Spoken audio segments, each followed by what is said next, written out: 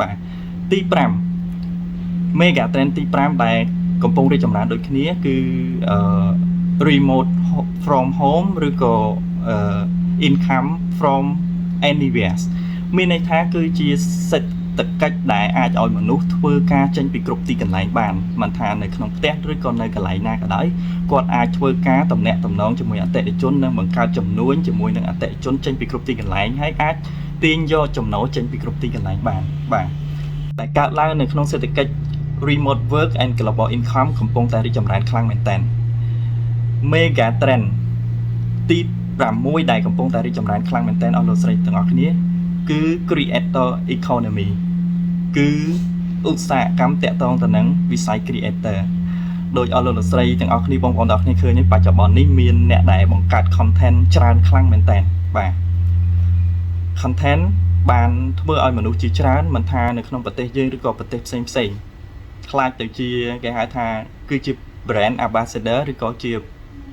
បង្កើតជា personal brand ដើម្បីឲ្យគេស្គាល់ដើម្បីឲ្យមនុស្សជាច្រើនចូលមកមើលវីដេអូរបស់គាត់ជាពិសេសអ្នករកស៊ីឥឡូវនេះគាត់ក៏ខ្លាចទៅជា brand personal គាត់ព្យាយាមកសាង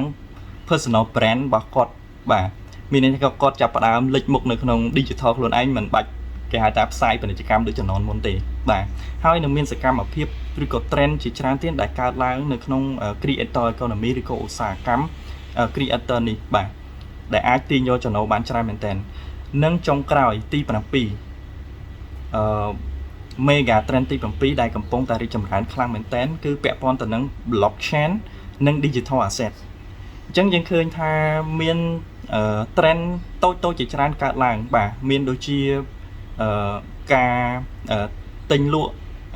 គេហៅថាលុយ digital ឬក៏ crypto បាទ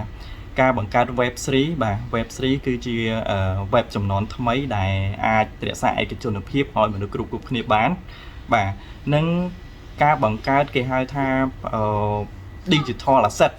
បាទ digital asset ឬក៏យើងមើលឃើញថាមានចំនួនជាលក្ខណៈ digital ទាំងការ trading ឬក៏ការធ្វើគេហៅថា investment ដែលប្រើប្រាស់ប្រព័ន្ធអេឡិចត្រូនិកកំពុងតែរីកចម្រើនខ្លាំងមែនទែនបាទជាពិសេសគេហៅថានៅក្នុងឧស្សាហកម្មឬក៏ mega trend blockchain and digital asset នេះមនុស្សចាប់ផ្ដើមបង្កើត digital asset ដើម្បីបង្កើតប្រាក់ចំណូលដូចជាការបង្កើត business ជាលក្ខណៈ digital ការបង្កើតទ្រព្យសម្បត្តិ digital ដូចជាបង្កើតវីដេអូដែលមានកម្មសិទ្ធិបញ្ញាហើយលក់កម្មសិទ្ធិបញ្ញាការបង្កើតឧបករណ៍ឬក៏គេហៅថាទ្រព្យសម្បត្តិដែលជាលក្ខណៈ digital ដើម្បីបង្កើតចំណូលទាំង7នេះគឺជា mega trend ឬក៏ជាគេហៅថាជាវិស័យដែលមនុស្សកំពុងតែ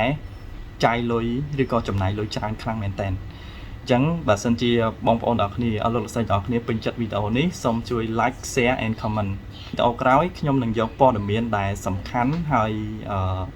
ជាចំណេះដឹងថ្មីជូនទៅដល់អស់លោកស្រីទាំងអស់គ្នាសូមអរគុណជម្រាបលាបាទ